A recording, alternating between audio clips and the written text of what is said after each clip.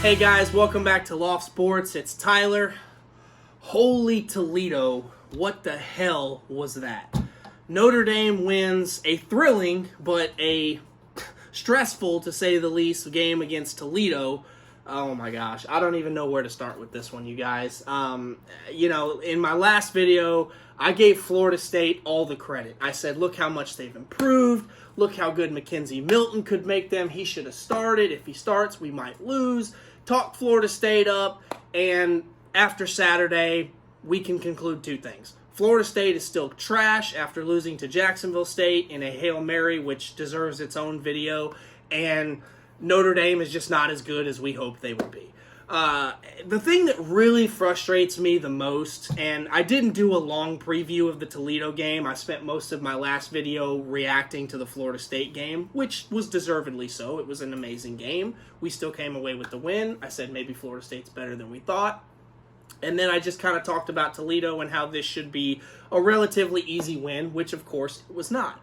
But what makes me so mad is Notre Dame gets the ball, and they do this every Saturday. They go down the field in 5 plays, and they score like it's against air, and they look like the 49ers of the 1980s with Joe Montana and Jerry Rice. No one can stop us. Then we get the ball back, and we do this thing for 2.5 hours where we forget how to football. And then we get the ball, we get a huge touchdown, and go up by 8 points. And I'm thinking, okay, defense, you haven't given up a touchdown all game. Let's just, we bury them inside their own 10-yard line because the returner muffs the kick. Let's get a 3-and-out. Let's get the offense back on the field. Let's go down and put this thing away. No, we give up a 90-yard run and get them right back in the game. Now, we stopped them on the 2-point play, and we're running down the field looking like we're going to put the game away, and the player that actually looked like they actually wanted to play the most on Saturday, which was Kyren Williams, fumbles. And it's an error, and Kyron's a great player, and he ran hard all day. He was one of the few players on offense that, besides maybe Michael Mayer on the first and last drive, that actually looked like he was ready to play football on Saturday. But he fumbled at an inopportune time. You can't do that. You're a captain. It should have cost us the game, and it should have. We should have lost to Toledo, and I'll get to that in a minute. So they go down and score, and then the offense gets back on the field, and they go down the field in, 5 plays again and score? And it's like, where has this been for 3 hours? How is it so effortless to score on the first drive and on the last drive of the game, and the 12 drives in between or whatever, you're having to go to your sophomore quarterback because you can't move the ball, and you can't push Toledo off the ball on 3rd and 1. So we got a lot to discuss. So the biggest takeaways from this game were the O-line sucks. And I don't want to sound morbid or negative, but the offensive line is trash. We can't push Toledo off the ball. I don't know how many times in 3rd and 1 we run the ball and we get nothing. And there was a point in the game where it was 3rd and 1 and we threw a deep pass. And I'm like, okay, why are we having to throw a 40-yard go route on 3rd and 1? And then we line up to go for it, and they stuff it because it's obvious we're going to run it up the middle. I don't love the play calling. I don't think Tommy Rees is doing a terrible job, but it's very vanilla. And maybe it's because we thought, hey, it's Toledo, we shouldn't have to do anything. Too much east-west stuff, too much finesse. If we can't run the ball down Toledo's throat, then this team has no business even considering being ranked anywhere near the top 12 again the rest of the season. The defense played okay. There's some glaring holes. The defensive backs made Toledo's wide receivers look like the Kansas City Chiefs out there. We made that number 8 kid look like Tyreek Hill. Nobody could cover him in man coverage. Their number 14 was just bigger and went up and got every possession ball. Kyle Hamilton had a pick wrongfully taken away early in this game. That ball, there was no conclusive evidence that hit the ground. But overall, the defense didn't play terrible. They held to field goals. They did give up a couple of touchdowns when they really should have buckled down and stopped Toledo. Georgia's defense, Toledo wouldn't cross the 50-yard line if they played Georgia this week. And our defense they did whatever they wanted, and they really self-destructed. They had penalties, or they dropped a pass, or they missed an assignment, and we made a play. The defense did come up with a big strip sack to end the game, but my God, it should have never came down to that. Cone, listen, there's going to be talks in the message board this week. Cone or Buckner, do we just give the keys to Buckner and let him take his beatings and prepare for the future? I still think Cone can be a good quarterback, but man, is he immobile. He's a statue back there. Now, he did show some moments where he could take off and run. He's effective when given time, but this offensive line is just not good enough. And the pick six before half cannot happen against anybody. That was a game changer, and it could have been the difference in the game. I think Buckner is the future. I would like to see more of him. And if it means just letting him take his beatings, this is an 8-4 football team. This team ain't going to the playoff. If you still have hope for that, get it out of your head now. I know some people are like, hey, maybe we can grind out some wins this year. Maybe this is like the 2018 team where we barely beat Vandy and we beat Ball State, who's also a MAC team, 24-16, but we went on to go undefeated.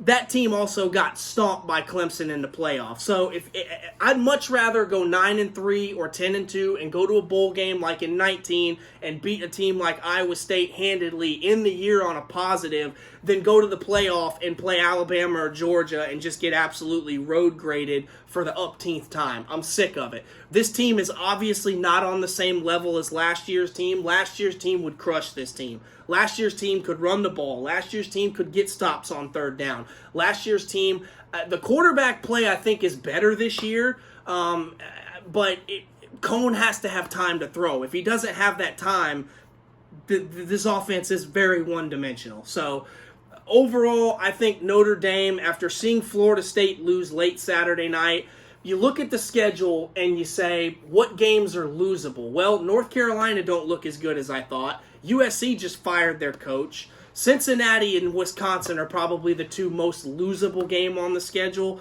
But at this point, let's just take it one game at a time. Let's see if we can grind out some wins, and we'll see where we can go on a week-to-week basis. Let's talk about Purdue.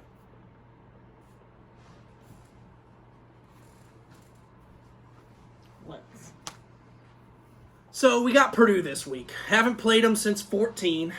We've on a bit of a winning streak. I don't remember off the top of my head how many in a row we've won. But Purdue always plays us tough. They're an in-state rival, a lot of tradition. The Shillelagh or whatever it is we play for will be on the line this Saturday. Purdue's 2-0. They beat Oregon State and UConn. But we've beaten Florida State and Toledo, who are a combined 1-3 and apparently can't beat FCS teams. So I don't know what to tell you. This is going to be another game where we're going to look like the better team for 3.5 hours, but on the scoreboard it's going to be like, we may lose this game, and we may lose it because we can't do basic things. So Purdue's always tough. They have a coach. Jeff Brom was highly sought after. Turned down the Louisville job a couple years ago after they trubbed Ohio State in 2018, and he's kind of under some fire because Purdue's muddled around, not gone to a bowl game the last few years. They went 2-4 last year, albeit COVID. This is going to be a close game. Notre Dame has not shown me anything in 2 games that they are capable of beating a team just off sheer talent or coaching ability. Coach Kelly's been out-coached twice. He's 0-2 in the coaching game, as far as I'm concerned. And Marcus Freeman has got to show me something that he can make adjustments on defense when his game plan gets thrown off. Bo Pelini was a great coach at Nebraska. When things were going well, people couldn't score on him. But when the game changed and he had to throw the game plan out the window, some coaches just can't make adjustments. Marcus Freeman has got to show me that he was worth this big-time money we threw his way to keep him away from the Bayou, and he's got to make some damn in-game adjustments. He didn't do that against Florida State. He didn't do that great against Toledo. Toledo was always one step ahead, and there's no excuse for that. I mean, this isn't even a Power 5 team we're talking about there. Purdue, they're going to be a lot better athletically than Toledo, and they might be better than Florida State. I don't know. Florida State don't look very good, and after watching them a little bit Saturday night, I'm convinced that Purdue would probably beat Florida State. So this is the best team we've played so far in 3 games. I think we'll win just because the sheer talent is still enough of a gap. I'm going to say Notre Dame gets a 34-27 win, but it's going to be another one of those games where for 3 hours we're going to be like, we may lose this game. and then where do we go from here? So if we can just win this game with a little conviction and get ready for the Wisconsin game, maybe we can turn a corner. I'm still not going to be convinced if we beat Purdue 200-0 that we're anywhere close to a playoff team, but I'm looking for them to right the ship a little bit. So I'm not punting on this team. I'm not punting on the season after 2 games, but there are some drastic improvements that need to be made here at every position. Quarterback, we cannot run the 2-quarterback system. The running backs look good, but they've got to have holes to run through. The receivers have shown flashes, but if Cone can't get them the ball, what does it matter that we have a first-round to NFL tight end? If he catches 5 passes a game, he should be getting 5 targets a series because nobody can cover him that I've seen. On defense, the defensive line gets pushed, but they fail to get there and finish the play. The linebackers, I know our depth is worn thin at linebacker. Purdue does not have a running quarterback, so I want to see some blitzes, and I want to see this dude getting sacked. There's no excuse to not get after this quarterback.